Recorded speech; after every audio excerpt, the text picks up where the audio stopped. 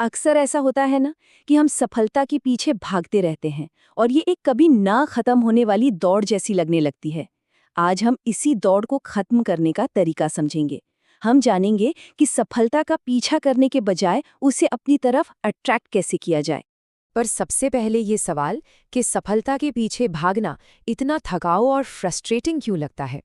ऐसा क्यों महसूस होता है कि मंजिल करीब आते आते और दूर चली जाती है? तो इसकी जड़ पता है कहाँ है? ये है जानने और करने के बीच का फासला। हम सब जानते हैं कि क्या करना चाहिए। हम किताबें पढ़ते हैं, प्लान बनाते हैं, बड़े बड़े इरादे भी करते हैं, लेकिन जब असल में उस पर काम करने की बारी आती है तो हम कहीं ना कहीं रुक जाते हैं और इसी गैप में सारे सपने दम तोड़ देते हैं। तो फिर इसका सल्यूशन क्या है? इसका सल्यूशन है अपनी सोच में एक छोटा सा लेकिन बहुत ही पावरफुल बदलाव लाना। पीछा करना बंद करके अपनी ओर आकर्षित करना शुरू करना। ये वो एक बदलाव है जो सब कुछ बदल सकता है। एक बहुत बड़े विचारक हुए जिम रॉन।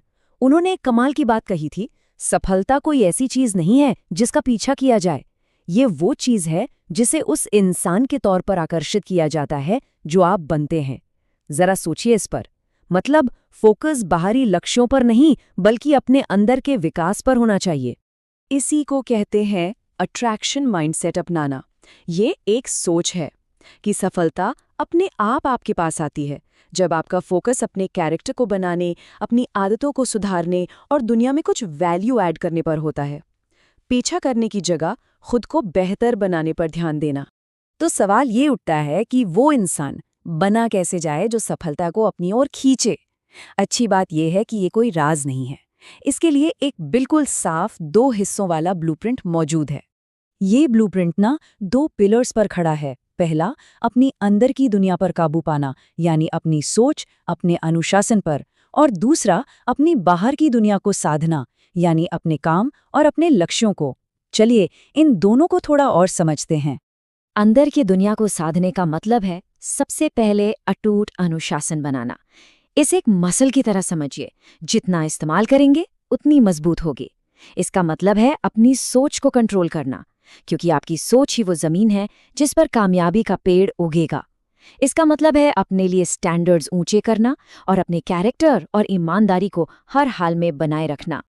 अब आते हैं बाहरी दुनिया पर।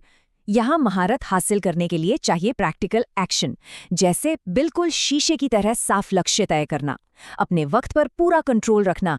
ये वो आदत है जो कामयाब लोगों को बाकियों से अलग करती है।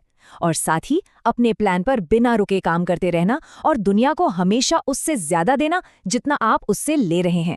जब कोई ऐसा करता है तो मौके खुद ब खुद दरवाजा खटखटाते हैं। और यहीं पर अनुशासन का रोल सबसे बड़ा हो जाता है। ये सिर्फ एक शब्द नहीं है, ये वो पुल है जो आपके लक्ष्यों को हकीकत से जोड़ता है। इसके बिना दुनिया के सबसे बेहतरीन प्लान भी सिर्फ कागज पर रह जाते हैं। 6, ये सिर्फ एक नंबर नहीं है, ये उस बदलाव की टाइमलाइन है जिसकी हम बात कर रहे हैं। सिर्फ 6 महीने। जी हाँ, 6 महीने का फोकस्ड एक्शन किसी की भी जिंदगी को पूरी तरह से पलट सकता है।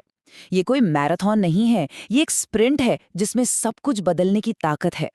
तो ये 6 महीने का ट्रांसफॉर्मेशन दिखता कैसा है? पहले महीने में अनुशासन की नींव रखी जाती है। दूसरे तीसरे महीने में लगातार काम करने से एक मोमेंटम, एक रफ्तार बनती है। चौथे पांचवें महीने तक प्रोग्रेस तेज हो जाती है और स्टैंडर्ड्स और ऊंचे हो जाते हैं। और छठे महीने के खत्म होते होते एक नई पहचान और असली रिजल्ट्स हाथ में होते हैं। ये एक स्टेप बाय स्टेप प्रोसेस है।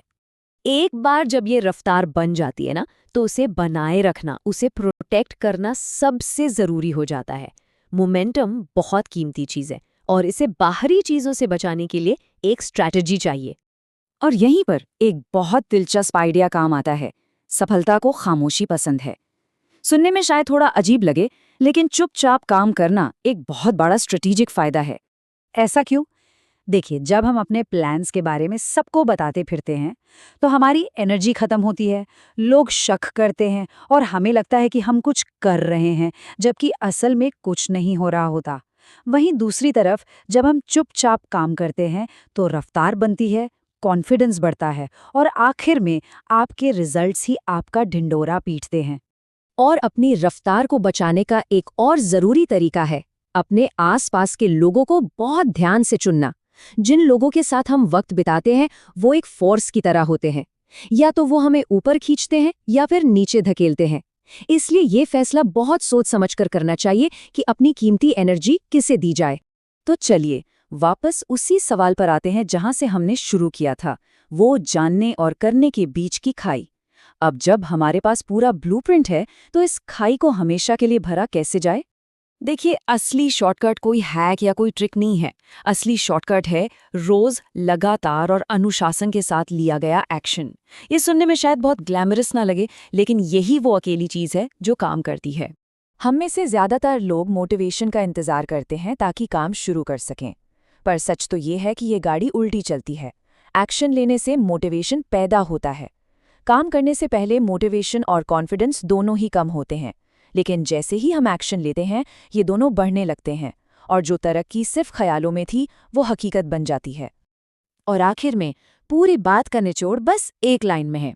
आज आप जो हैं और जो आप बन सकते हैं उसके बीच का फासला सिर्फ इस बात का है कि आप करते क्या हैं। ज्ञान होना अच्छी बात है, पर असली ताकत तो एक्शन में है। तो याद रखिए, ये जो गैप है ये और जानकारी इकट्ठा करने से नहीं भरेगा, ये भरेगा सिर्फ एक फैसले से, एक्शन लेने के फैसले से।